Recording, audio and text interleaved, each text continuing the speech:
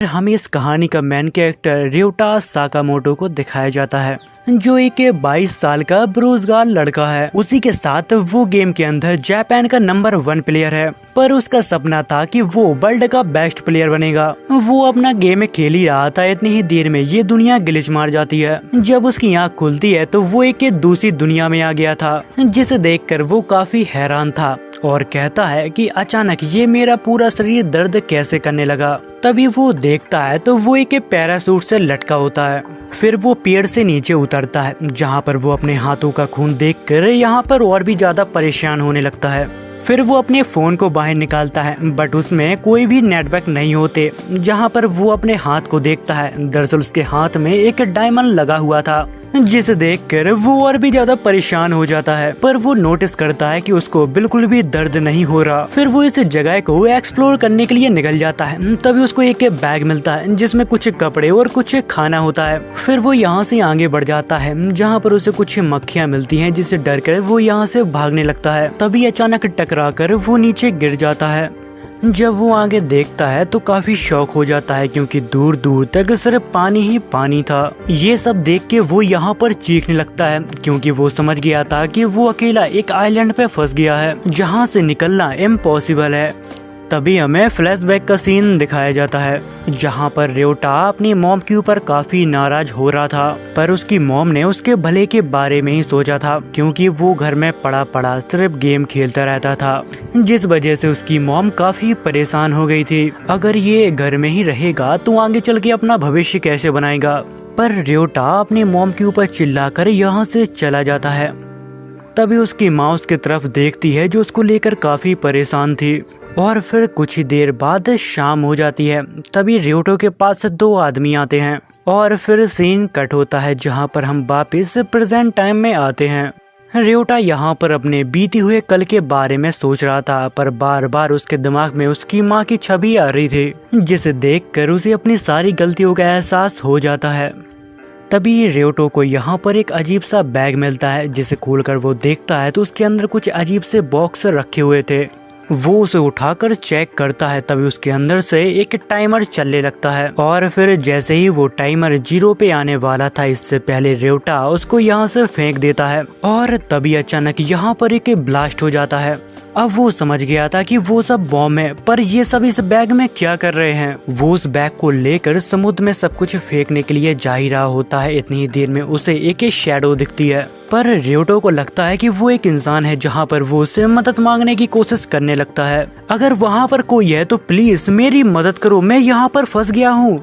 तभी वो देखता है कि एक आदमी उसके तरफ कुछ फेंक रहा है, और जैसे ही वो चीज उसके नजदीक गिरती है, वहाँ पर एक ब्लास्ट हो जाता है, जिस वजह से वो यहाँ से दूर गिरता है। और जब वो उठकर देखता है तो वो आदमी उसके नजदीक चला आ रहा था। तभी वो फिर से उस बैग की तरफ देखता है, जहाँ पर उसे याद आता है कि ये तो बिल्कुल गेम की तरह है जो वो पहले खेला करता था। और तभी वो खड़ा होता है और उस बैग को लेकर यहाँ से भागने लगता है और कहता है कि ये क्या मजाक है, ये तो बिल्कुल गेम की तरह है। तभी वो आदमी उसके ऊपर एक और बॉम्ब को फेंकता है, जहाँ पर निशाना खराब होने के कारण वो फिर से बच जाता है। वो आदमी ryota के पीछे भाग भाग कर परेशान हो गया था, जहाँ पर वो ryota से कहता है कि अरे भागना बंद कर और मेरे हाथों मर जा। पर ryota उस आदमी की एक भी नहीं सुनता। वो अपनी जान बचाकर यहाँ से भागता रहता है। और तभी उसे गेम की स्ट्रेटजी याद आती है, जहाँ पर वो कहता है कि हमें गेम में दुश्मन को हराने के लिए छुपना पड़ता है। और तभी वो आदमी फिर से उसके ऊपर बॉम्ब से अटैक कर देता है, लेकिन ryota फिर से उसके अटैक से बच जाता है। और वो सोचता है कि क्या मुझे उसके साथ लड़ना होगा, अगर मैं उससे नहीं लड़ा तो वो मुझे मार डालेगा। जहाँ पर उसका दिमाग काम नहीं कर रहा था कि आखिर उसको क्या करना चाहिए। तभी उसके ऊपर फिर से अटैक होता है, जहाँ पर वो आदमी अब परेशान हो चुका था कि आखिर ये मेरे साथ लड़ क्यों नहीं रहा। तभी ryota अपने बैग से बॉम्ब निकालता है और उस आदमी के ऊपर फेंकता है, लेकिन वो बॉम्ब उसके ऊपर से जाके सीधा पानी में गिरता है, जिस पर वो आदमी कहता है कि अरे इसका निशाना तो मुझसे भी बेकार है। और इतनी ही देर में ryota यहाँ पर छिप जाता है, जहाँ पर वो आदमी फिर से उसको ढूंढने लगता है। तभी पीछे से एक आवाज आती है, जहाँ पर ryota उससे कहता है कि आखिर तुम मुझे मारना क्यों चाहते हो, और मैं किस जगह हूँ, और मेरे हाथों में ये क्या है। जिस पर वो आदमी रेवटा के ऊपर हंसने लगता है और कहता है कि अरे तू तो गधा है यार, तुझे तो ये भी पता नहीं होगा कि आखिर इस बॉम्ब को कैसे इस्तेमाल करते हैं, और हाँ मैं तुम्हें जब तक नहीं बताऊंगा जब तक तुम मर ना जाओ। इतना कहने के बाद वो आदमी रेवटो के ऊपर एक और बॉम्ब फेंकता है, जिस वजह से रेवटो को चोट लग जाती है, लेकिन वो भागना बंद नहीं करता और वो भागते भागते सोचता है कि आखिर ये सब क्या है और मेरे साथ ही क्यों हो रहा है। तभी उसके दिमाग में एक आइडिया आता है, उसे लगता है कि उस बंदे को मैं ये कहूंगा कि मैं हार गया हूँ तो शायद वो रुक जाएगा। रेवटा उसके सामने हाथ खड़े कर देता और कहता है कि मैंने हार मान ली है, पर वो आदमी उसकी बात बिल्कुल भी नहीं सुनता और उसके ऊपर हमला करने लगता है, जिस वजह से रेवटो उछल के झाड़ियों में गिरता है। और फिर थोड़ी देर बाद वो आदमी वहाँ पर आता है। वो कहता है कि मैं जानता हूँ कि तुम अभी मरे नहीं हो, तुम जहाँ भी छुपे हो चुपचाप बाहर निकल आओ क्योंकि तुम मुझसे नहीं बच सकते। और तभी रेवटो के हाथ में लगा हुआ क्रिस्टल ग्लो करने लगता है, जिस पर वो कहता है कि ये मेरे साथ क्या हो रहा है। पर फिर उसकी हिम्मत टूट जाती है, उसे लगता है कि बस उसकी मौत बहुत ही नजदीक आ गई है। पर फिर वो अपने मन को दिलासा देता है और कहता है कि मैं तो इस गेम का चैंपियन हूँ, मैं ऐसे नोबड़ों से नहीं मर सकता। फिर वो उस बॉम्ब को बाहर निकालता है और उसमें टाइमर स्टार्ट करता है। तभी रेवटो उस बंदे को देखता है जो अभी भी उसको ढूंढने में लगा हुआ था, पर अनजाने में वो बंदा उसके तरफ ही बॉम्ब फेंकने वाला था, जिस वजह से वो डर जाता है और भागकर पानी के तरफ चला जाता है। पर पानी की आवाज से उस बंदे को पता लग जाता है जहाँ पर वो पानी के बाहर खड़े होकर उसके इंतजार कर रहा था। और तभी हमें रेवटो को दिखाया जाता है जो पानी की गहराइयों में जाता जा रहा था, और जाते जाते वो यहाँ पर उल्टी गिनती गिन रहा था क्योंकि उसका प्लान पहले से ही तैयार था। और फिर तभी उस आदमी के पैरों के नीचे एक धमाका होता है और फिर थोड़ी देर बाद रेवटो पानी से बाहर आता है, जहां पर उसे काफी गिल्टी फील हो रहा था क्योंकि उसने जिंदगी में पहली बार किसी इंसान को मारा है। फिर उसका ध्यान उस बंदे के बैग की तरफ जाता है, जहां पर उस बैग के ऊपर काफी सारा ब्लड लगा हुआ था। तभी सीन फिर से फ्लैशबैक में जाता है, जहां पर रेवटो बटुम के ऑफिस में आया था जॉब मांगने के लिए, लेकिन वो लोग हमेशा की तरह उसे रिजेक्ट कर देते हैं। जिसके बाद वो अपने घर पर आके गेम को खेलने लगता है और तभी उसके पास उसकी माँ आती है और कहती है कि बेटा तुम फिर से वही गेम खेल रहे हो। जिस पर वो अपनी माँ के ऊपर चिल्लाते हुए कहता है कि मैंने आपसे कितने बार कहा है कि बिना इजाजत के मेरे रूम में मत आया करो। तभी उसकी माँ उससे डरते हुए कहती है कि मैंने तुम्हारे लिए एक स्टोर पर एक जॉब को ढूंढा है, कब तक तुम एक मामूली गेम कंपनी में जॉब करने का सपना देखोगे। तभी रेवटा गुस्से में आके कंट्रोलर अपनी मॉम की तरफ फेंकता है, जिसे देखकर उसकी मॉम डर जाती है और यहाँ पर रोने लगती है। और फिर तभी वापस सीन प्रेजेंट में आता है, जहाँ पर वो एक झील किनारे बैठा हुआ था और तभी उसकी नजर एक लड़की के ऊपर जाती है जो पानी से अपने आप को साफ कर रही थी।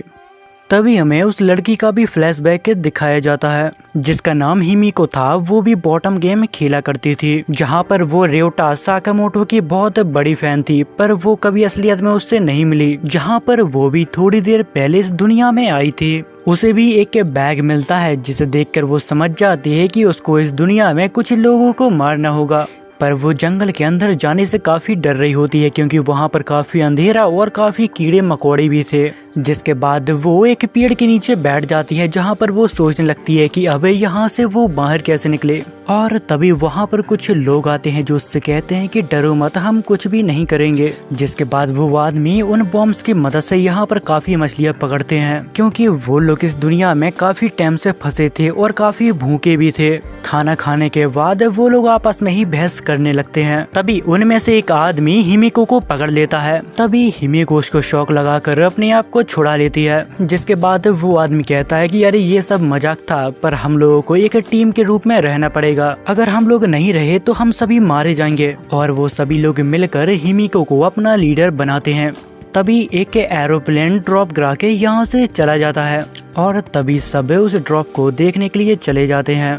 जब वो उसके नजदीक पहुंचते हैं और उसे खोलकर देखते हैं तो उसमें काफी सारा खाना होता है, पर वो लोग अपने ऊपर कंट्रोल नहीं कर पाते और खाना खाना चालू कर देते हैं। इतनी देर में यहाँ पर वो टीचर आ जाता है। वो सभी से कहता है कि तुम लोग ये क्या कर रहे हो, हमें बचा बचा के खाना खाना होगा क्योंकि हमें नहीं पता कि अगली बार हमें खाना कब मिलेगा। पर उसके साथी को उसकी बातें बिल्कुल पसंद नहीं आती और वो उसका गला काट देता है, जिसे देखकर हिमिको शॉक हो जाती है। क्योंकि उसने अपनी पूरी लाइफ में पहली बार अपनी आंखों के सामने किसी का मर्डर होते हुए देखा है। जिसके बाद हमें रात का सीन दिखाया जाता है जहां पर हिमिको सो गई थी। तभी उसके पास एक आदमी आता है।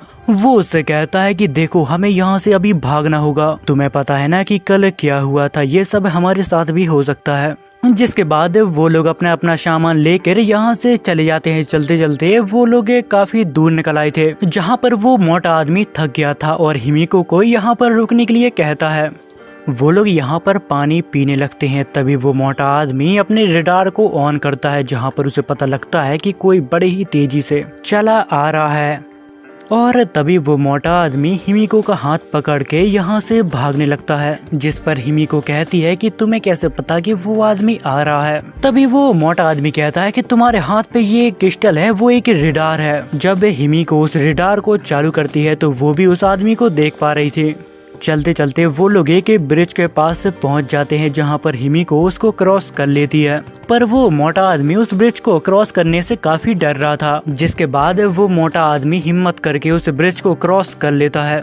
जिसके बाद उस आदमी की असली रंग दिख जाते हैं। वो उससे कहता है कि हम इस गेम में जिंदा रहने के लिए दूसरों को मारना होगा।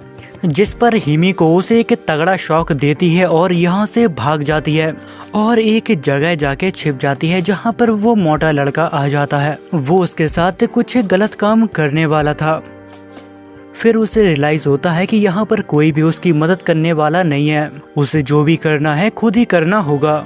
जिसके बाद वो यहाँ पर एक बम को एक्टिवेट कर देती है। वो एक टाइमर बम होता है जिसे देखकर वो आदमी यहाँ से भागने लगता है। फिर हिमिको उसके ऊपर बॉम्ब फेंक देती है जिस वजह से वो मोटा आदमी यहाँ पर मर जाता है। जिसके बाद हिमिको झरने के पास जाकर अपने आप को साफ करने लगती है और तभी उसे रेवटा साकामोटो दिखता है। तभी रेवटा उसके तरफ काफी ध्यान से देखने लगता है क्योंकि उसके पास काफी सारा खाना था। पर हिमिको डर कर यहाँ से भाग जाती है। रेवटा उसे रोकने की कोशिश करता है लेकिन हिमिको उसकी एक भी नहीं सुनती और यहाँ से गायब हो जाती है।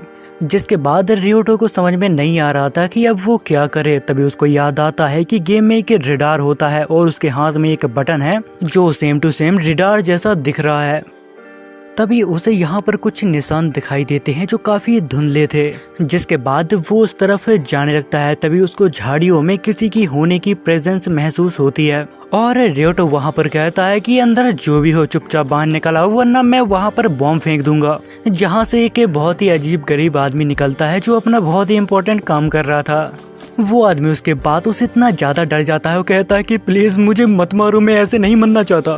तभी रियोटा सोचने लगता है कि आखिर इस गेम के अंदर कितने लोग फंस गए हैं। जिसके बाद वो दोनों झरने किनारे आकर बैठ जाते हैं जहाँ पर वो आदमी उससे कहता है कि तुम्हें बिल्कुल भी याद नहीं है कि हमारे साथ क्या हुआ था। हम सभी एक प्लेन में बैठे थे और अचानक इस दुनिया में गिर गए। जिस पर रियोटो कहता है कि मुझे कुछ भी समझ में नहीं आ रहा, क्या तुम मुझे साफ शब्दों में समझाओगे। जिस पर वो आदमी कहता है कि मैं घर पे था जहाँ पर दो ब्लैक सूट पहने हुए आदमी मेरे पास आते हैं। जिसके बाद का मुझे कुछ याद नहीं। जब मेरी आंखें खुली तब मैं इस दुनिया में आ चुका था। और हाँ, मुझे जहाँ तक याद है हम सभी लोग एक प्लेन में थे जहाँ पर सभी उम्र के आदमी, महिलाएं और बच्चे भी थे। और उसने ये भी कहा था ये गेम आपको बहुत मजे दिलाएगा। जहाँ पर उसे पता लगता है कि वो कोई दूसरी दुनिया में नहीं है, दरअसल वो एक आइलैंड पे फंस गया है। और उस आदमी ने कहा था यहाँ पर कोई खाने पीने की चीजें नहीं होगी, अगर तुमको यहाँ से निकलना है तो इस गेम को जीतना होगा। और हाँ, तुम सभी को लड़ाई करनी होगी इन्हें बॉम्ब्स के साथ जिनको पिन कहा जाता है। और आपके हाथों में एक डिवाइस लगाया गया है, वो तभी निकलेगा जब आपकी मौत हो जाएगी। और इस आइलैंड से तुम लोग जब निकल पाओगे जब तुम्हारे पास 8 चिप होंगी। और वहाँ पर उस आदमी को एक लड़की ने चुप रहने के लिए कहा और वो तुम थे रियोटो, पर तुम्हें देख के लगता है कि अब तुम्हें कुछ भी याद नहीं है। वहाँ पर सभी लोग डरे हुए थे पर सिर्फ रियोटो ही था जो उस आदमी के साथ लड़ रहा था और बहस कर रहा था। जिसके बाद उन लोगों ने तुम्हें पकड़ लिया और हाई वोल्टेज से तुम्हें बेहोश कर दिया। और तभी रियोटा कहता है कि अच्छा ये बात है, इसलिए मुझे शायद कुछ भी याद नहीं है। फिर रियोटो सोचता है कि अगर मुझे इस गेम से बाहर निकलना है तो 7 लोगों को मारना होगा। तभी वो आदमी कहता है कि अरे तुम परेशान मत हो, तुम चाहो तो हम लोग साथ में काम कर सकते हैं। अगर हमें साथ में बाहर निकलना है तो हमें सिर्फ 14 लोगों को मारना होगा। और वो आदमी कहता है पर मैं किसी को मारना नहीं चाहता, पर इस गेम से बाहर निकलना है तो हमें ये सब करना ही होगा। तभी रियोटा सोचता है कि मैं भी किसी को मारना नहीं चाहता, पर जैसे ही मैंने इस दुनिया में कदम रखा वैसे ही मैंने एक आदमी को खत्म कर दिया। तभी वो आदमी कहता है कि मुझे लगता है कि तुम मेरे साथ काम नहीं करना चाहते हो क्योंकि तुम जवान हो और मैं एक बूढ़ा आदमी। इतना कह के वो आदमी यहाँ से जाने लगता है। तभी रियोटो उसको रोकता है और कहता है कि नहीं, मैं तुम्हारे साथ खेलूंगा, पर उससे पहले मेरी कुछ शर्तें हैं। अगर मैं तुम्हारे साथ हूँ तो मुझे पता होना चाहिए कि तुम्हारे पास कितने बॉम्ब बचे हुए हैं और वो किस टाइप के हैं। जिस पर वो आदमी कहता है कि मैं तुमसे अभी अभी मिला हूँ, मुझे सोचने का थोड़ा वक्त दो। तुम्हारे पास 2 बैग हैं जिसे देख के लग रहा कि तुमने किसी आदमी को मारा है, इसलिए मुझे तुम्हारे ऊपर ट्रस्ट करने का थोड़ा टाइम दो। तभी रियोटा सोचता है कि ये बूढ़ा जरूर है पर ये काफी अक्लमंद है। तभी रियोटो उससे कहता है कि अरे जाने दो, मैं तो मजाक कर रहा था, मेरी ऐसी कोई भी शर्तें नहीं है। जिसके बाद वो एक दूसरे को अपना नाम बताते हैं और जान पहचान थोड़ी बढ़ाते हैं। दरअसल उसे बूढ़े आदमी का नाम कियोशी तायरा है। तभी रियोटा को कुछ आवाज सुनाई देती है जहाँ पर वो कियोशी से कहता है कि ये किस चीज की आवाज है। जिस पर वो कहता है कि मुझे नहीं पता, ये आवाज तो मुझे कल भी सुनाई दी थी। जिसके बाद वो दोनों पहाड़ी पे उस आवाज का पीछा करते करते चले जाते हैं जहाँ पर वो एक प्लेन की आवाज है जिससे काफी सारे ड्रॉप नीचे गिर रहे थे। यहाँ पर कुछ भी खाने पीने के लिए नहीं है, जहाँ पर वो लोग हमें खाने पीने के लिए कुछ सामान दे रहे हैं। रियोटो उस आदमी से कहता है कि वो सब खाना है। इतना कह के वो उसके तरफ भागने लगता है। भागते भागते वो उस ड्रॉप के पास पहुंच जाता है जहां पर वो देखता है कि एक लड़की उससे पहले वहां पर पहुंच गई है। ये सब देख के रियोटा काफी उदास हो जाता है, लेकिन तभी वहां पर एक ब्लास्ट हो जाता है जिस वजह से वो लड़की खत्म हो जाती है। और तभी वहां पर एक लड़का आता है, वो लड़की की चिप को निकालता है और उस बैग को लेकर यहाँ से चला जाता है। तभी रियोटा ये सब देखने के बाद सोच में पड़ जाता है कि अगर वो पहले गया होता तो शायद उस लड़की की जगह वो आज होता। और वो कहता है कि यहाँ के लोग इतने ज्यादा बेरहम हो गए हैं कि असली जिंदगी में गेम खेल रहे हैं। और इतनी देर में वो आदमी भी यहाँ पर आ जाता है और तभी वो नीचे उस लड़की को देखता है, जिस पर वो रियोटो से कहता है क्या तुमने उसको मारा है। जिस पर रियोटो कहता है कि नहीं, मेरे आने से पहले किसी और ने उसे मार दिया था।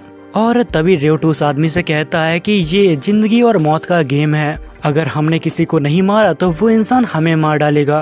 तभी रियोटा यहाँ पर एक और पैराशूट देखता है और वो उससे कहता है कि ये हमसे ज्यादा दूर भी नहीं है, अगर हम वहाँ गए तब भी मारे जाएंगे, अगर नहीं गए तो भूख से मर जाएंगे। जिस पर कियोशी कहता है कि अगर ऐसी बात है तो हमें लड़ना ही होगा, क्योंकि वैसे भी तो हमारी मौत ही होनी है। जिसके बाद वो दोनों खाना लेने के लिए उस पैराशूट की तरफ निकल जाते हैं। फिर हमें एक कीरा नाम के लड़के को दिखाया जाता है जो एक साइकोपैथ है। उसने अपनी असली दुनिया में काफी उल्टे सीधे काम किए थे।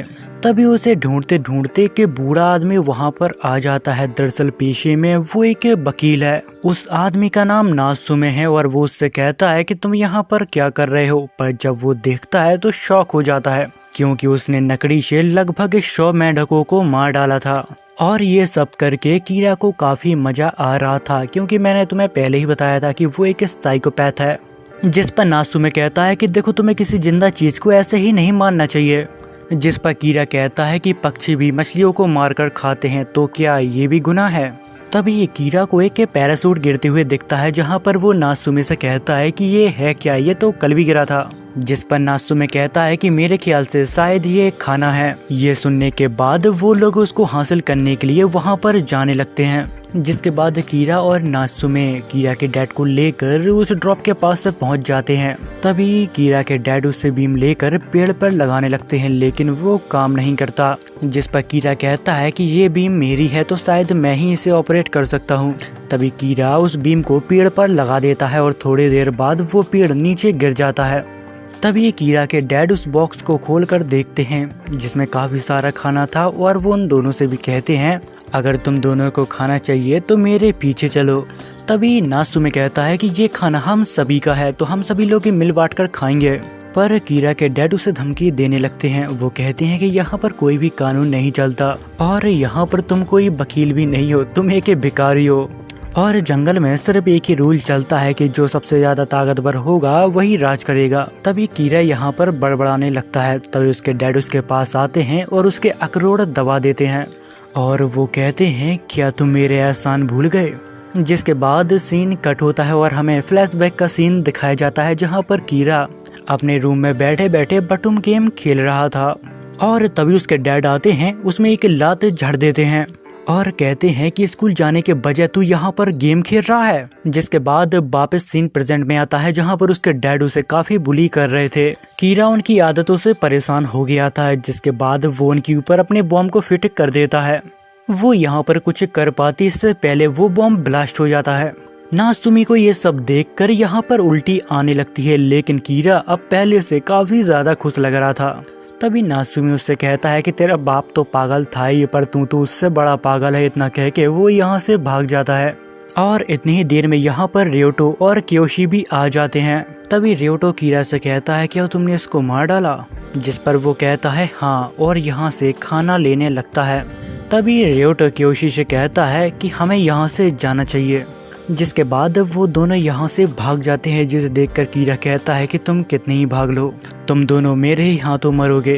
तभी वो यहाँ पर रेडार का यूज करता है, जिसे देखकर यहाँ पर रियोटो को पता चल जाता है कि वो हमारा पीछा कर रहा है। तभी क्योसे एक जगह पे टकरा कर गिर जाता है, जिस वजह से उसके पैर में चोट लग जाती है। जिस पर वो रियोटा से कहता है कि मेरी चिंता मत करो और तुम यहाँ से भाग जाओ।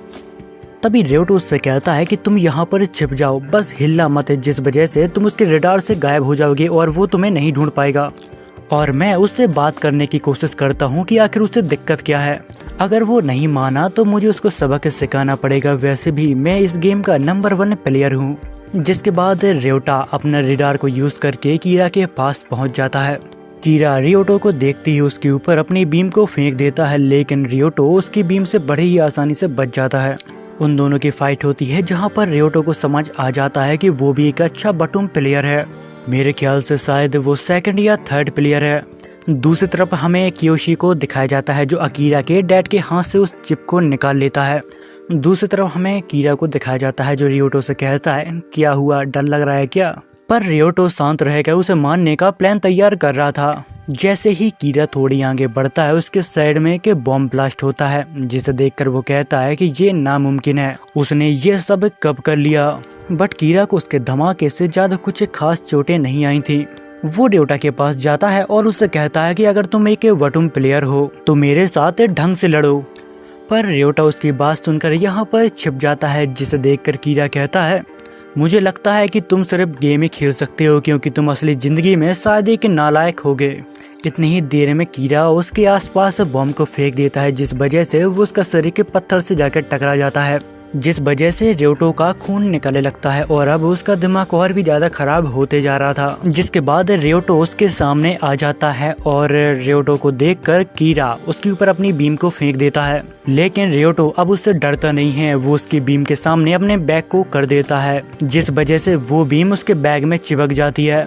फिर रियोटो उस बैग को हवा में फेंक देता है और अचानक यहाँ से गायब हो जाता है।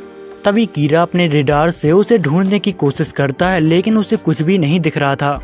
तभी उसके ऊपर एक बॉम्ब गिरता है, जिस वजह से उसको आग भी लग जाती है, जिस पर कीरा कहता है कि अब लगता है कि वो फाइट में सीरियस हो गया है, अगर मैंने एक भी गलती की तो वो मुझे मार ही डालेगा। तभी वो फिर से अपने रेडार में उसे ढूंढने की कोशिश करता है, लेकिन उसमें कुछ भी नहीं दिखता। लेकिन वो रेडार उसे ढूंढने में असमर्थ होता है और फिर तभी रियोटो अचानक उसके सामने आता है और उसके ऊपर एक बॉम्ब फेंक देता है। और ये सब होते हुए हिमेको भी ऊंचाई से देख रही थी। तभी रियोटो अचानक होश में आता है और वो देखता है कि मैंने ये क्या कर दिया, कहीं मैंने इस बच्चे को मार तो नहीं डाला। पर कीरा अभी जिंदा था, जिसके बाद रियोटो उसे बांध कर यहाँ से चला जाता है। तभी कीरा चिल्लाते हुए कहता है कि आखिर तुम हो कौन जिसने मुझे हराया। तभी रियोटो उसे अपना नाम बताता है, जिसे सुनकर कीरा काफी शॉक हो जाता है, क्योंकि वो जापान का नंबर 1 प्लेयर है। फिर हमें क्योशी और रियोटो को एक झरने के पास दिखाया जाता है। तभी रियोटा उसे खाना देता है, जिसे देखकर क्योशी यहाँ पर रोने लगता है। तभी रियोटो सोचने लगता है कि जिंदगी में पहली बार कोई मेरे काम से खुश है। तभी झरने से उस बंदे की बॉडी बहती हुई आती है, जहाँ पर क्योशी उसे देखता है और कहता है कि आखिर इस बंदे ने पैंट क्यों नहीं पहनी है। और ये वही आदमी होता है जो कुछ समय पहले हिमेको को परेशान कर रहा था। तभी रियोटो क्योशी से कहता है कि हमें यहाँ से जाना होगा, मुझे लगता है कि झरने के ऊपर कोई दुश्मन है। जिस पर क्योशी कहता है पर मैं जल्दी भाग नहीं सकता क्योंकि मेरे पैर में चोट लगी है, पर तुम मेरी चिंता मत करो और कहीं जाकर छिप जाओ। तभी रियोटा कहता है कि आप हमेशा ऐसे ही बात करते हो, इसलिए आप जल्दी जाके छिप जाइए और मैं देख कर आता हूँ कि कौन है। जिसके बाद पहाड़ी के ऊपर वो उसे देखने के लिए निकल जाता है। पर वो उसे ढूंढने के लिए अपने रेडार को यूज करने वाला था, लेकिन तभी उसे याद आता है कि अगर वो अपने रेडार को यूज करेगा तो दुश्मन को भी पता लग जाएगा। जिसके बाद वो यहाँ पर छिप कर जाने का डिसाइड करता है और उसको ढूंढने लगता है। दूसरी तरफ क्योशी भी उस आदमी के हाथ से चिप निकाल लेता है और यहाँ पर छिप जाता है और रियोटो भी उसे ढूंढते ढूंढते परेशान हो जाता है, लेकिन उसे कोई भी नहीं मिलता। और तभी उसकी नजर एक सड़ी बॉडी के ऊपर जाती है, जिसे देखकर उसे यहाँ पर उल्टियाँ आने लगती हैं। फिर उसे लगता है कि अब उसे रेडार को यूज कर लेना चाहिए और तभी उसे एक आदमी दिख जाता है जिसने उस मोटे आदमी को मारा था। जिसे देखकर रियोटा कहता है कि ये है वो राक्षस जो लोगों को मार रहा है। पर जब वो ध्यान से देखता है तो वो एक लड़की होती है जो उसे कुछ समय पहले झरने किनारे दिखी थी। तभी हिमिको को भी पता चल जाता है कि किसी ने अभी अभी उसको देखा है और वो यहाँ पर एक बॉम्ब को फेंक देती है, पर तुक्के में। जिसे देखकर रियोटा कहता है ये लड़की क्या पेड़ों को मारना चाहती है। पर जब वो बॉम्ब फटता है तो वो भी काफी कंफ्यूज हो जाता है, क्योंकि वो एक स्मोक बॉम्ब था। पर उस ग्रेनेड के अंदर कुछ ऐसी गैसेस थी जो इंसान के संपर्क में आके उन्हें पूरा गला सकती हैं। जिसके बाद रियोटो वहां से भागकर खुले एरिया में आ जाता है। तभी वहां पर हिमिको भी आ जाती है। तभी हमें पता लगता है कि हिमिको ने वो बम जानबूझकर फेंका था। तभी रियोटो उसे ध्यान से देखता है, जहां पर उसे पता लगता है कि इसके पास काफी सारा आइटम है, इसका मतलब इसने काफी सारे लोगों को मारा है। तभी रियोटो उससे कहता है कि देखो मैं तुम्हारे साथ लड़ना नहीं चाहता, क्योंकि ये गेम वाले चाहते हैं कि हम लोग आपस में लड़ें और मरें। अगर तुम मुझसे बात नहीं करना चाहती तो कोई बात नहीं, मैं यहाँ से चला जाता हूँ। तभी हिमिको रियोटा की बात मान जाती है और अपने बॉम्ब को ऑफ कर देती है। तभी रियोटो उसे समझाने के लिए आगे बढ़ने लगता है। तभी हिमिको उसे खतरे की तरह देखने लगती है, क्योंकि जो भी उसके साथ हुआ है, जिस वजह से वो किसी के ऊपर भी विश्वास नहीं करना चाहती। और फिर वो रियोटो के ऊपर बॉम्ब फेंक देती है, जिससे रियोटो बड़े ही मुश्किल से बचता है। पर हिमिको फिर से सदमे में आ जाती है, क्योंकि उसे लगता है कि उसने उस लड़के को मार दिया है। और तभी अचानक से रियोटा बाहर निकलता है और तभी हिमिको उसके हमले से बचती है और अपनी गन को बाहर निकाल लेती है, जहां पर उन दोनों के बीच एक महायुद्ध हो जाता है। तभी रियोटा उसमें एक लात मारता है, जहां पर उसकी गन उसके ही ऊपर चल जाती है, जिसका झटका उसे इतना तेज लगता है कि वो उसके ही ऊपर गिर जाती है। जिसके बाद रियोटो आराम से उसे उठाता है और उसके सारे हथियार छीन लेता है, ताकि वो फिर से किसी को ना मार डाले। यहाँ पर हिमिको बेहोश थी, पर उसके सपनों में वही आदमी आ रहा था जिसने उसके साथ गलत करने का सोचा था। और फिर अचानक से वो यहाँ पर होश में आ जाती है, जहाँ पर वो देखती है कि रियोटो उसके पास बैठा है। तभी रियोटो उसे बताता है कि तुमने अपने ही गन से अपने ऊपर शॉक लगा लिया था, जिस वजह से तुम यहाँ पर बेहोश हो गई थी। उसी के साथ वो ये भी कहता है कि मुझसे डरो मत, मैं तुम्हें कोई भी चोट नहीं पहुंचाऊंगा। तभी हिमिको अपने पॉकेट से एक टाइमर बॉम्ब निकालती है, जिसे देखकर रियोटा की फट जाती है। और तभी हिमिको कहती है कि मुझे सब पता है कि तुम मेरे साथ गलत करोगे और मुझे मार डालोगे। इससे अच्छा ये होगा कि मैं अपने आप को ही खत्म कर लूं। और फिर कुछ ही देर में धमाका होने ही वाला था। तभी अचानक रियोटा उसके ही हाथ से उसके बॉम्ब को ऑफ कर देता है और रियोटा हिमिको से कहता है कि मुझे पता है कि तुम काफी तकलीफ से गुजर रही हो। फिर वो उसे अपने साथ ले जाता है।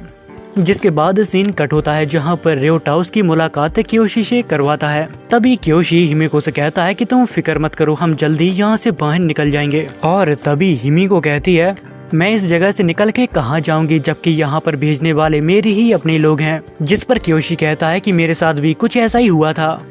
तभी रियोटो को भी अपने पाप अपनी आंखों के सामने आने लगते हैं कि उसने अपनी मॉम को काफी परेशान किया। वो अपनी पूरी जिंदगी में कभी भी एक अच्छा बेटा नहीं बन पाया। शायद इस वजह से मेरी किस्मत मुझे इस मोड़ पर ले आई है।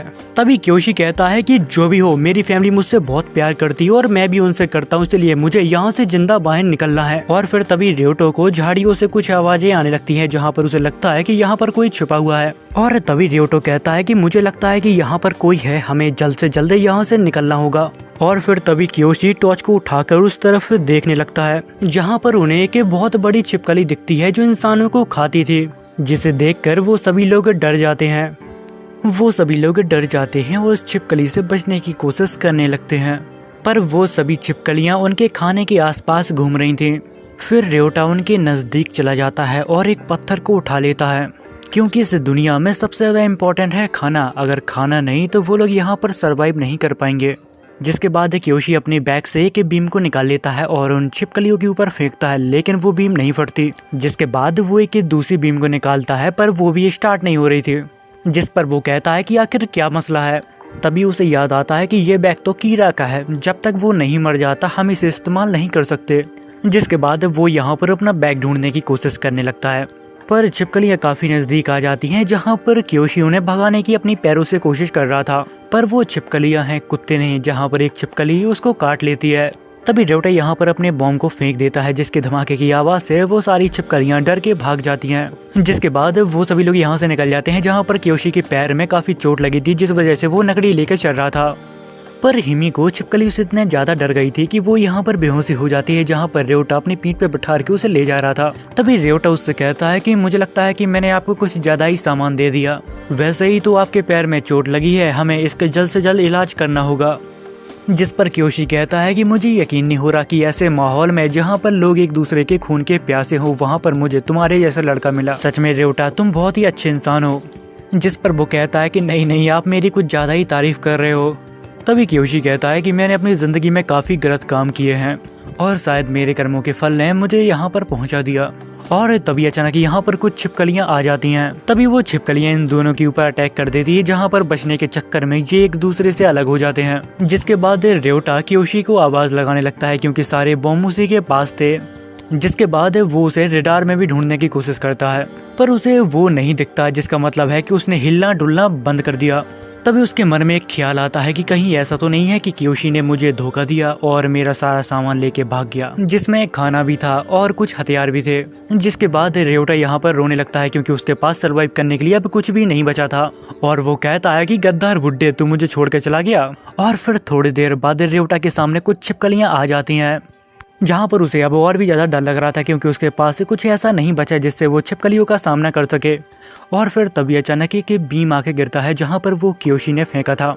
और क्योशी यहाँ पर कहता है कि मैंने कई बार रडार को ऑन करके देखा, पर तुम उसमें दिखे ही नहीं। मैं बहुत ही मुश्किल में तुम्हें ढूंढ पाया हूँ। तभी रेवटा को याद आता है कि अगर हम एक ही समय पे दोनों रडार को चालू करें तो उसमें कुछ दिखता ही नहीं है। दरअसल कहने का मतलब है कि वो दोनों ही रडार फेल्ड हो जाते हैं। जिसके बाद वो लोग यहाँ से निकल जाते हैं, जहाँ पर चलते हुए उन्हें एक जगह दिखती है जहाँ पर वो रात गुजार सकते हैं, जहाँ पर अभी भी वो छिपकलियाँ उनके पीछे थी। जहाँ पर क्योशी कहता है कि हमें साथ में ऊपर जाना होगा, क्योंकि हिमे को अभी होश में नहीं आई थी। जहाँ पर वो कोशिश करते हैं साथ में ऊपर जाने की और नीचे गिर जाते हैं। और इतनी ही देर में छिपकलियाँ उनके काफी नजदीक आ जाती हैं, जहाँ पर क्योशी रेवटा से कहता है कि तुम इस लड़की को लेकर ऊपर जाओ, जब तक मैं इन छिपकलियों को रोकने की कोशिश करता हूँ। फिर रेवटा हिमिको को जगाने की कोशिश करता है, लेकिन वो नहीं जागती। जिसके बाद उसे भी रोना आ जाता है, क्योंकि यही कर्मा है। जिसके बाद वो यहाँ पर हंसने लगता है और अपने मतलब के बारे में सोचने लगता है, और फिर अकेला ही ऊपर जाने लगता है। जिसे देखकर क्योशी कहता है, क्या तुम इस लड़की की बलि देना चाहते हो? तुम्हें याद होना चाहिए कि हम सभी ने वादा किया था कि हम एक दूसरे को कुछ भी नहीं होने देंगे और यहाँ से साथ में बाहर निकलेंगे। और फिर तभी रेवटा फिर से होश में आता है और अपनी बीम को लेकर उन छिपकलियों के ऊपर फेंक देता है, पर वहाँ पर धमाका नहीं होता, वहाँ पर गैस फैल जाती है। और आपको तो पता ही है कि इस गैस से क्या होता है। जिस पर क्योशी कहता है कि ये बीम तो उसकी है, पर तुमने कैसे इस्तेमाल कर ली? पर तुमने ही तो कहा था कि हम किसी और की बीम इस्तेमाल नहीं कर सकते जब तक वो मर न जाए। जिस पर वो कहता है कि तुमने बिल्कुल सही कहा, पर मैंने इस बीम को उसके ही हाथों से एक्टिवेट किया। और फिर थोड़ी देर बाद हिमिको भी यहाँ पर जाग जाती है, जिसके बाद वो घर के ऊपर चले जाते हैं। जिसके बाद हमें अगले दिन का सीन दिखाया जाता है, जहाँ पर रेवटा क्योशी के लिए कुछ पानी लेकर आया था ताकि उसके जख्मों को साफ कर सके वो। और तभी रेवटा हिमिको से कहता है कि आओ और इसको पकड़ो, पर हिमिको उसे साफ साफ मना कर देती है और कहती है कि मैं किसी भी आदमी को नहीं टच करूंगी। जिस पर रेवटा कहता है कि ये वक्त इन सब बातों का नहीं है, हमें क्योशी की जान बचानी होगी, वरना तुम्हारी वजह से ये मारा जाएगा। फिर हिमिको भी उसकी बात मान जाती है। जिसके बाद सीन कट होता है, जिसके बाद हमें बटुम कंपनी को दिखाया जाता है, जो इन सभी के ऊपर नजर रखे हुए थे। जिसके बाद सीन कट होता है और हमें हिमिको के पास रेवटा को दिखाया जाता है, जहाँ पर वो उससे कहता है कि हम लोग एक ही टीम में हैं, पर मुझे अभी तक तुम्हारा नाम नहीं पता। जिस पर हिमिको कहती है कि मुझे तुम्हारे ऊपर ट्रस्ट नहीं है, इसलिए मैं तुम्हें अपना नाम नहीं बताऊंगी। जिस पर वो कहता है कि नहीं, मैंने तुम्हारे फोन में एक फोटो देखी जो बटुम गेम की कॉस्प्ले की थी। जिस पर हिमिको उसे एक झड़ देती है और कहती है कि मेरे फोन में झांकना बंद करो।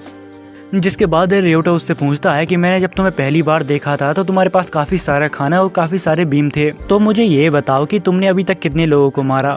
और तभी क्योशी कहता है क्या तुम इसको खूनी कह रहे हो, जिस पर वो उसे जवाब देता है कि नहीं, यहाँ पर हम सभी लोग खूनी हैं। जिस पर हिमिको कहती है कि मैं बस अपनी जान बचाने की कोशिश कर रही थी। तभी रेवटा कहता है तो क्या ऐसा है क्या, पर मुझे तुम्हारे ऊपर भरोसा नहीं है, तुम कब किसको निपटा दो तुम्हारा ठिकाना नहीं। मुझे तुम्हारे अंदर वो भरोसा नहीं दिखता, मुझे लगता है कि तुम हम दोनों को मार के हमारी चिप चुरा के यहाँ से भाग जाओगी। और तभी यहाँ पर कोई रेडार को ऑन करता है जहाँ पर सभी लोग एक ही जगह पे खड़े थे, जहाँ पर रेवटो कहता है कि उसने शायद हमें नहीं देख पाया। जिस पर हिमिको कहती है पर मैं उसके रेडार में आ चुकी हूँ। इतना कह के वो यहाँ से जाने लगती है। तभी रेवटा कहता है कि तुम्हें यहाँ से जाने की जरूरत नहीं है, चिंता मत करो, मैं उसे मार दूंगा। जिसके बाद हमें एक फ्लैशबैक का सीन दिखाया जाता है जहां पर गेम के अंदर रेवटा और हिमिको की शादी हो गई थी। जिस पर रेवटा कहता है क्या हम हकीकत में मिल सकते हैं, पर हिमिको उसे मना कर देती है। जिसके बाद वापस सीन प्रेजेंट में आता है जहां पर रेवटा उस बंदे को ढूंढ रहा था जिसने अभी अभी रेडार को ऑन किया, पर उसमें उसे कुछ भी नहीं दिखता। तभी अचानक एक आदमी उसके पीछे से उसके ऊपर अटैक कर देता है, पर रेवटा को जैसे ही पता लगता है वो उसके अटैक से बहुत ही आसानी से बच जाता है। अगर थोड़ा भी इधर उधर होता तो रेवटा की जान चली जाती, क्योंकि उस बंदे ने चाकू से उसके ऊपर अटैक किया था। फिर वो उस बंदे से जान बचाने के लिए यहाँ से नीचे कूद जाता है, जिसके पीछे वो हट्टा कट्टा आदमी भी आ जाता है, जहाँ पर रेवटो अपनी बीम को निकाल लेता है और उसको वहीं पर रुकने के लिए कहता है और कहता है कि हम साथ मिलकर यहाँ से बाहर निकल सकते हैं और हमें किसी को मारने की भी जरूरत नहीं पड़ेगी।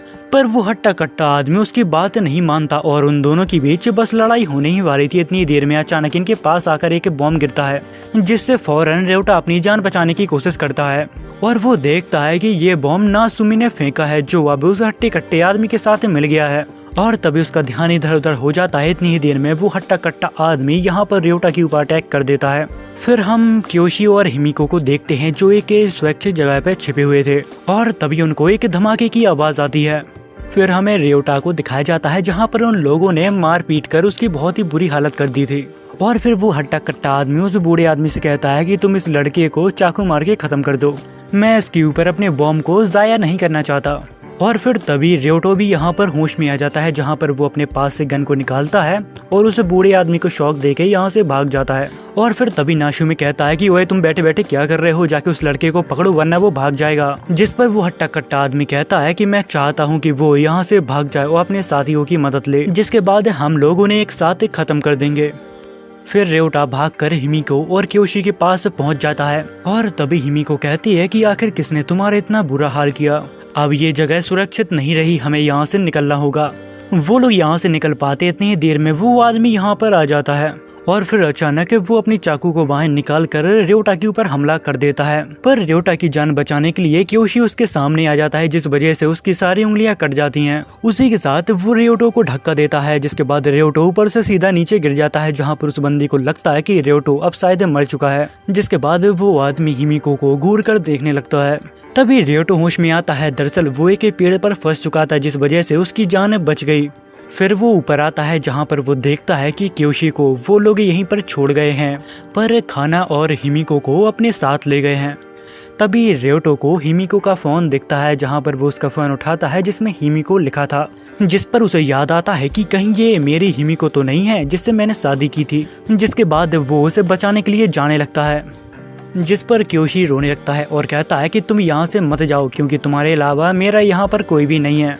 तभी रेवटा कहता है पर मुझे उसे बचाना ही होगा। इतना कह के वो यहाँ से चला जाता है।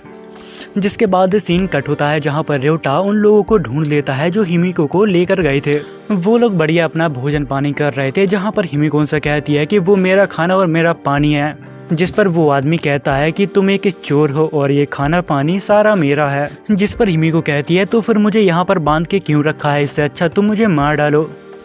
जिस पर वो आदमी कहता है कि अगर तुम्हें मारना ही होता तो मैं तुम्हें पहले ही मार देता, पर मैं तो तुम्हें यहाँ पर अपने मनोरंजन के लिए लाया हूँ। इतना कहने के बाद वो उसके हाथ में एक कट मार देता है और ये देखकर वो काफी खुश होने लगता है। और फिर तभी अचानक यहाँ पर कोई रेडार को ऑन करता है, जिससे उन लोगों को पता लग जाता है कि शायद वो बच्चा अभी तक जिंदा है।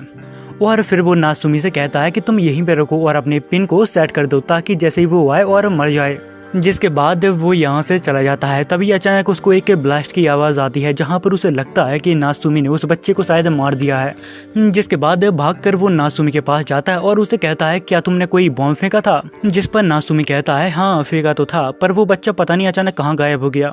जिसके बाद हमें रेवटा को दिखाया जाता है जो सबसे छिपकर छत के ऊपर चला गया था। फिर वो उस रूम में भी चला जाता है जहाँ पर हिमिको को उनने किडनैप करके रखा था। और फिर तभी अचानक एक छिपा हुआ पिन वो सीधा नीचे गिरने लगता है, पर नीचे गिर पाता इससे पहले रेवटा उसे पकड़ लेता है और नीचे नहीं गिरने देता। जिसके बाद वो नासुमी के पिन को बंद कर देता है और फिर वो हिमिको के पास पहुंच जाता है जहां पर हिमिको उसे देखकर रोने लगती है। और तभी रेवटा उससे पूछता है क्या तुम बटुम खेलती हो, जिस पर हिमिको हाँ कहती है। और रेवटा उससे कहता है क्या तुम्हारा नाम हिमिको है, जिस पर वो कहती है हाँ, पर वो मेरा इन गेम नेम है। और फिर वो पूछता है क्या तुम किसी साकामोटो नाम के बंदे को जानती हो, पर वो उसे मना कर देती है कि मैं ऐसे नाम के बंदे को नहीं जानती। जिस पर रेवटा को लगता है कि वो एक बहुत ही पॉपुलर गेम है जहाँ पर काफी लोग उसे खेलते हैं और हो सकता है कि एक ही नाम के कई सारे लोग हों। जिसके बाद हमें उस हट्टे कट्टे आदमी को दिखाया जाता है जहाँ पर वो नासुमी से कहता है कि यहाँ से निकलने के सिर्फ 2 दरवाजे हैं, इसीलिए तुम वहाँ पर जाओ और जैसे ही वो निकले उसे मार डालो।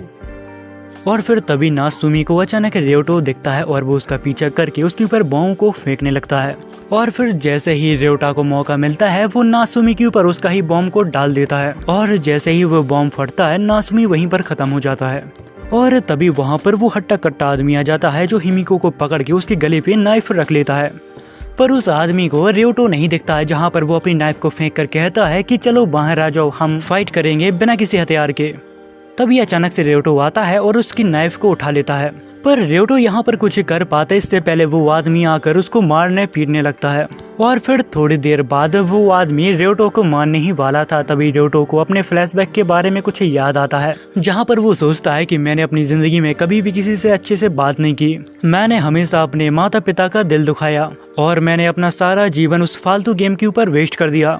तभी अचानक ही हिमिको रेवटा की जान बचाने के लिए उसके ऊपर हमला कर देती है, लेकिन उस आदमी को उससे कुछ ज्यादा फर्क नहीं पड़ता। और तभी अचानक वो आदमी नोटिस करता है कि उस लड़की ने मेरे ऊपर बॉम्ब को फिट कर दिया और फिर वो ग्रेनेड ब्लास्ट कर जाता है जिसके अंदर से गैसेस निकलती हैं जो इंसानों की हड्डियां तक गला सकती हैं।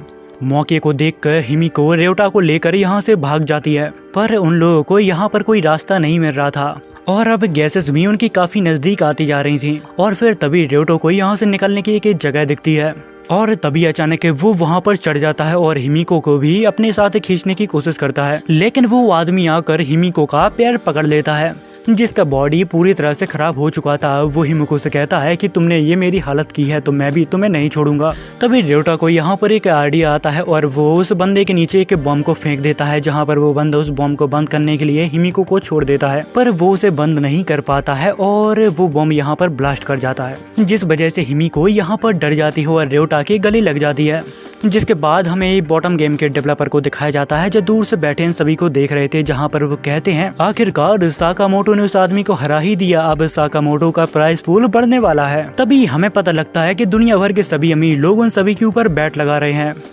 जिसके बाद वो लोग वहाँ से बाहर निकल आते हैं। फिर हमें एक आदमी और एक औरत को दिखाया जाता है जहाँ पर वो आदमी कहता है कि मैं तुमसे बहुत प्यार करता हूँ और मैं तुम्हारे लिए अपनी जान भी दे सकता हूँ। इतनी ही देर में इनके नीचे बड़ी छिपकलियाँ आ जाती हैं जहाँ पर वो आदमी कहता है कि हम लोग सुरक्षित हैं।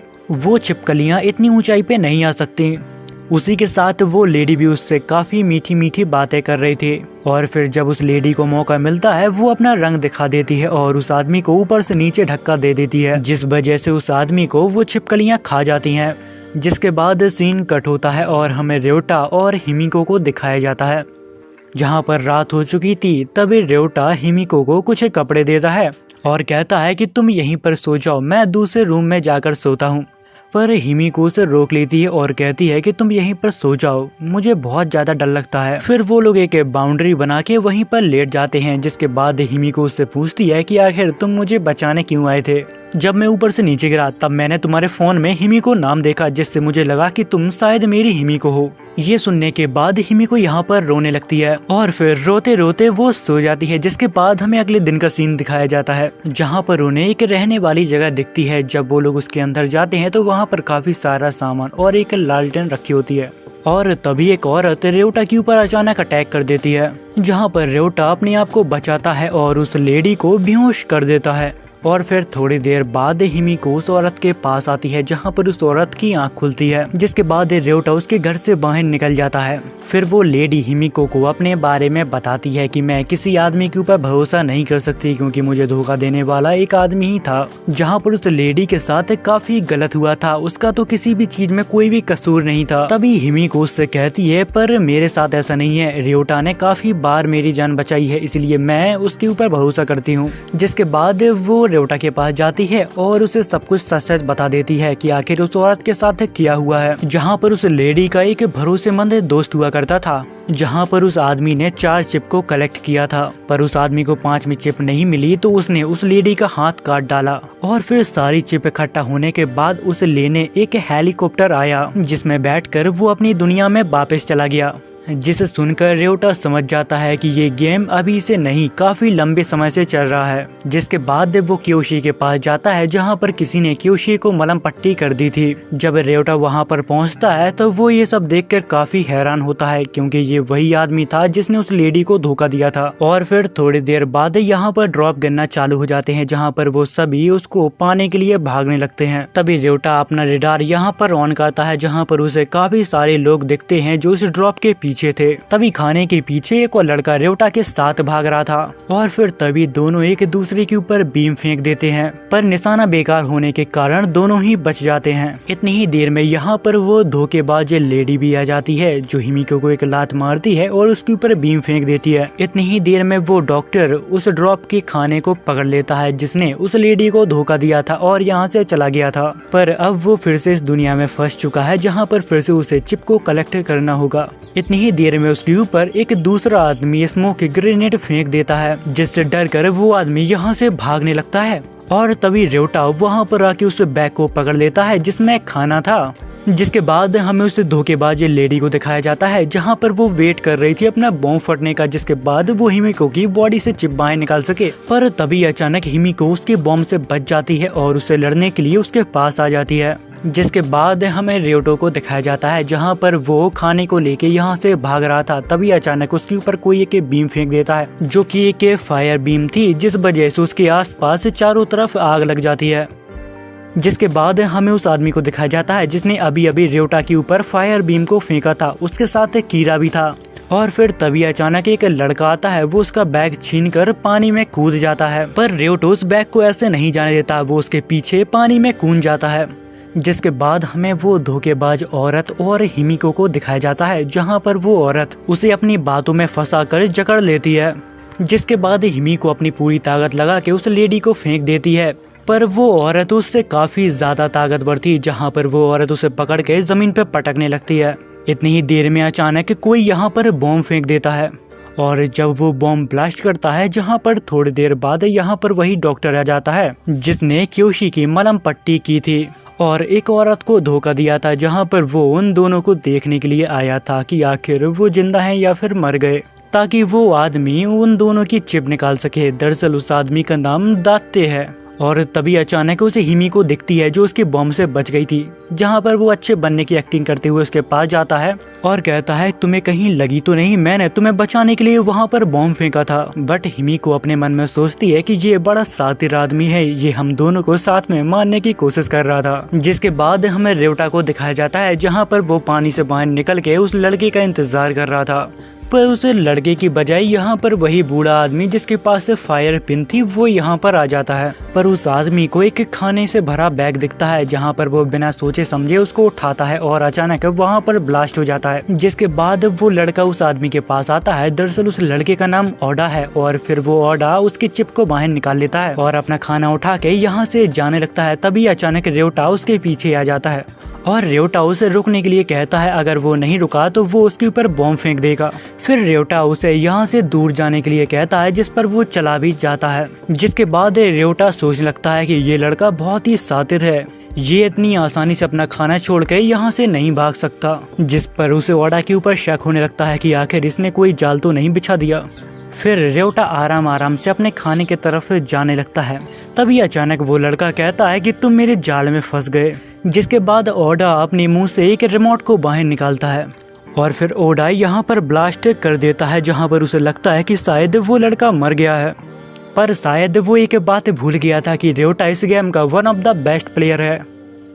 जिसके बाद ओडा उस मरे हुए बंदे के पास जाता है जिसको उसने अभी अभी मारा था। वो उसकी फायर बीम को उठा लेता है और र्योटा के ऊपर हमला करता है, पर र्योटा उसकी बीम से बच के पानी में कूद जाता है, जहाँ पर ओडा को लगता है कि उसने र्योटा को मार दिया। तभी हिमिको बॉम्ब की आवाज सुन के वहाँ पर आ जाती है, जहाँ पर उसे लगता है कि र्योटा को उस लड़के ने मार दिया। इतनी ही देर में यहाँ पर दाते आ जाता है और वो उसका हाथ पकड़ता है और कहता है कि मुझे पता है कि तुम्हें उसकी बहुत फिक्र है, अगर तुम उसको बचाने के लिए गई तो तुम्हारी भी जान जा सकती है। दूसरी तरफ र्योटा सब सामान उठा के यहाँ से जाने लगता है। तभी उसको र्योटो दिखता है जो अभी भी जिंदा था, पर ओडा को इससे कोई भी फर्क नहीं पड़ता। वो अपने सामान उठाता है और यहाँ से चला जाता है। जिसके बाद र्योटा पानी से बाहर निकल आता है। तभी उसको एक आवाज सुनाई देती है। जब वो चट्टान के ऊपर देखता है तो वहाँ पर कीड़ा होता है जो उसकी तारीफ कर रहा था। जिसके बाद वो यहाँ से चला जाता है। जिसके बाद र्योटा यहाँ पर इतना ज्यादा थक गया था कि वो वहीं पर लेट जाता है। इतनी देर में यहाँ पर दाते और हिमिको आ जाते हैं, जहाँ पर हिमिको उसके गले लग जाती है और रोने लगती है। फिर हमें ओडा और उस धोखेबाज औरत को दिखाया जाता है जो दोनों खाना खा रहे थे, पर उस औरत को ये खाना कुछ खास पसंद नहीं आता। जिस पर ओडा उससे कहता है कि अगर तुम्हें खाना अच्छा नहीं लग रहा तो यहीं पर रख दो और चुपचाप यहाँ से निकल जाओ। जिसके बाद सीन कट होता है, जहाँ पर हमें र्योटा को दिखाया जाता है जो काफी कंफ्यूज था।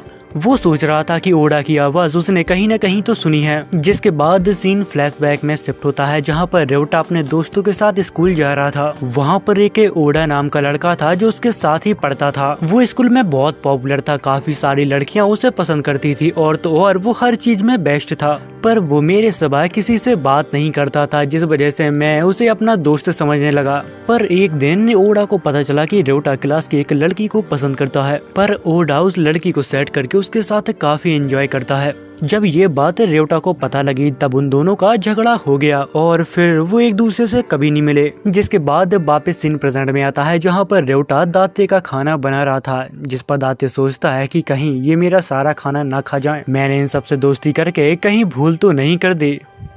जिसके बाद र्योटा उसे खाना देने के लिए शुक्रिया कहता है, जहाँ पर दाते हंसने लगता है, बट उसके मन के अंदर बहुत ही नफरत भरी हुई थी।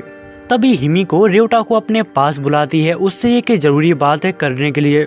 जिसके बाद हमें दाते को दिखाया जाता है जो क्योशी को देखकर काफी नाराज हो रहा था और वो कहता है कि बस बहुत हो गया, मुझे इन सभी से छुटकारा पाना होगा। और फिर इतनी ही देर में यहाँ पर र्योटा आ जाता है और वो दाते से कहता है कि तुम्हें हमारे साथ चलना होगा, तुम एक डॉक्टर हो तो मेडिसिन ढूंढने में हमारी काफी हेल्प होगी।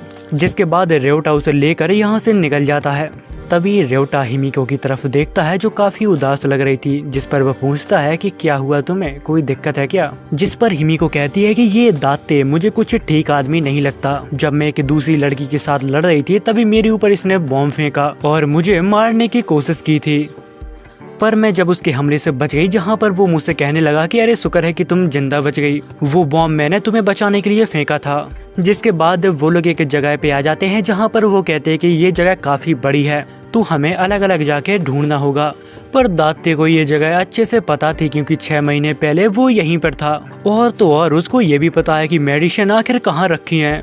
जब दाते उस रूम में पहुंचता है जहां पर उन्हें मेडिसिन की डेट निकल गई थी और वो कहता है कि इससे क्या फर्क पड़ता है, मुझे भी तो उन सभी को मारना है। इतनी ही देर में र्योटा वहां पर आ जाता है, जहां पर वो दाते से कहता है कि अरे क्या बात है, तुमने इतनी जल्दी रूम भी ढूंढ लिया।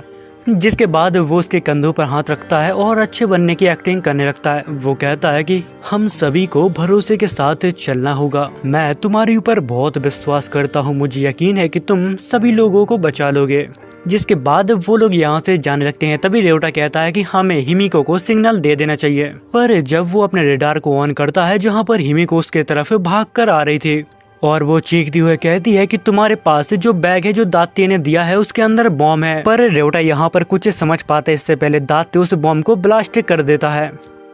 जिसके बाद हिमिको यहाँ पर रोने लगती है क्योंकि उसने अपनी जिंदगी का बहुत ही खास इंसान को खो दिया था। जिसके बाद दाते हिमिको के नजदीक आता है, वो उसके ऊपर भी बॉम्ब फेंकने वाला था, पर इतनी ही देर में वो लेडी आ जाती है जिसको दाते ने 6 महीने पहले धोखा दिया था। उस औरत का नाम शिक्की है। वो उसके ऊपर हमला करके हिमिको के पास चली जाती है, जिसे देखकर दाते कहता है कि तू अभी तक जिंदा है पर अब ज्यादा देर तक नहीं रहेगी। जिसके बाद शिक्की हिमिको को लेकर यहाँ से भागने लगती है।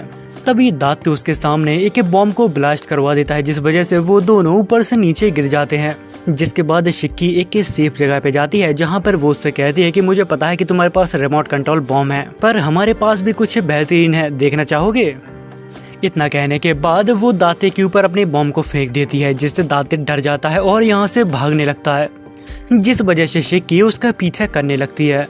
पर दाते यहाँ पर बहुत ही सातिर आदमी है, जहाँ पर वो शिक्की को अपने प्लान में फंसाना चाहता था, और होता भी कुछ ऐसे ही है जहाँ पर शिक्की उसके जाल में फंस जाती है, जिसे देखकर हिमिको रोने लगती है और कहती है कि आखिर क्यों तुम मुझे छोड़कर क्यों चले गए? मुझे अगर पता होता कि तुम्हारे साथ कुछ ऐसा होने वाला है, मैं इससे पहले तुम्हें बता देती कि मैं तुम्हारी हिमिको हूँ। जिसके बाद हमें फ्लैशबैक का सीन दिखाया जाता है जहाँ पर हिमिको और रेवटा साथ में गेम खेला करते थे। क्योंकि हिमिको के साथ कोई भी गेम नहीं खेला करता था, सब लोग उसको छोड़ के चले जाते थे, पर रेवटा हमेशा उसके साथ रहता था और हर गेम में उसे जीतने में मदद करता था। जिसके बाद वो यहाँ पर फूट फूट के रोने लगती है और तभी यहाँ पर दाते आता है। वो उसके दर्द को बढ़ाने लगता है और उसके ऊपर हंसने लगता है और कहता है कि आखिर तुम्हें पता कैसे चला कि वहाँ पर मैंने बॉम्ब लगाया है। जिसके बाद सीन कट होता है जहाँ पर हिमिको शिक्की को अपने साथ लेकर आई थी और वो कहती है कि मैं चाह कर भी एक इंसान के ऊपर भरोसा नहीं कर पा रही। जिस पर शिक्की कहती है कि आखिर वो कौन है। जब वो उसको देखती है तो वो कहती है कि क्या यही इंसान है, क्योंकि ये वही इंसान होता है जहाँ पर शिक्की कभी इससे प्यार किया करती थी, पर उसने अपने फायदे के लिए शिक्की को बहुत ही बुरा धोखा दिया था, जिसको वो कभी भुला नहीं पाई और हर आदमी से नफरत करने लगी। और शिक्की ने ही हिमिको को बताया था कि उसके पास रिमोट कंट्रोल बॉम्ब है, तो वो कहीं पर भी छिपा सकता है और वो ऐसी जगह लगाएगा जो तुम्हारे काफी नजदीक हो, जिससे तुम्हारे बचने के चांसेस बिल्कुल 0 हो, और वो आज ही तुम दोनों को खत्म कर देगा। तभी हिमिको दाते को उस बैग में बॉम्ब रखते हुए देख लेती है, जिसके बाद वो भागकर रेवटा को बचाने के लिए जाने लगती है। जिसके बाद वापस सीन प्रेजेंट में आता है जहाँ पर हिमिको भी अब मरना चाहती थी। तभी भागते हुए यहाँ पर दाते आता है, वो रेवटा की बीम उसके ऊपर फेंकता है, पर वो बीम हिमिको को लगकर नीचे गिर जाती है। वो बार बार उसकी बीम को ट्राई करने की कोशिश करता है, फिर उसे डाउट होने लगता है कि कहीं वो जिंदा तो नहीं है। जिसके बाद वो यहाँ पर रेडार को ऑन करता है, जहाँ पर उसका शक सही होता है, रेवटा अभी मरा नहीं था, वो अभी जिंदा था। तभी हिमिको रेवटो को देखती है, जिसे देखकर वो काफी खुश हो जाती है। तभी हमें रेवटो के बारे में बताया जाता है कि आखिर वो किस तरह से उसके बॉम्ब से बचा था। जिसके बाद दाते उसे देखकर यहाँ से डर के भागने लगता है और जाके एक जगह पे छिप जाता है और उसके यहाँ पर आने का इंतजार करने लगता है, क्योंकि वो उसे भी अपने जाल में फंसाना चाहता था। पर यहाँ पर सब कुछ उल्टा हो जाता है। जब वो अपने बॉम्ब को एक्टिवेट करता है तो वो बॉम्ब उसके ही साइड में आके फटता है। बॉम्ब के हमले के बाद दाते यहाँ पर जिंदा तो बच जाता है, पर वो यहाँ पर काफी जख्मी हो गया था। जहाँ पर दाते अपने आप को बहुत ही सातिर आदमी समझता था, पर शायद वो ये भूल गया था कि रेवटा उस गेम का नंबर 1 प्लेयर है और वो स्ट्रेटेजी बनाने में दाते से कहीं ज्यादा बेहतर है। उसे पता था कि दाते यहाँ पर आएगा जहाँ पर उसने बॉम्ब की जगह पहले ही बदल दी थी। तभी हिमिको रेवटा के पास आती है और उससे कहती है कि हमें क्या इसको मारना पड़ेगा। जिस पर रेवटा कहता है कि जरूर, अगर हमने इसे नहीं मारा तो ये किसी और को मार डालेगा। इतनी ही देर में यहाँ पर शिक्की आ जाती है और वो उनसे कहती है कि तुम्हें अपने हाथ गंदे करने की कोई जरूरत नहीं है, इसे तो मैं मारूंगी। जहाँ पर दाते अपनी मौत को इतने नजदीक देखकर उससे माफी मांगने लगता है, जहाँ पर शिक्की उससे कहती है कि तुमने मेरे साथ और बाकी सभी के साथ जितना गलत काम किया है ना, उसके लिए कोई भी तुम्हें माफ नहीं करेगा। इतना कहने के बाद शिक्की उसके ऊपर हमला कर देती है, जिससे दाते डर जाता है, लेकिन वो देखता है कि शिक्की ने उसे नहीं मारा, क्योंकि कभी वो उससे प्यार किया करती थी। जिसके बाद सीन शिफ्ट होता है, जहाँ पर हिमिको नहा रही थी, उसके साइड में बैठकर रेवटो भी उसकी रक्षा कर रहा था और वो लोग बात कर रहे थे कि शिक्की ने दाते को क्यों नहीं मारा।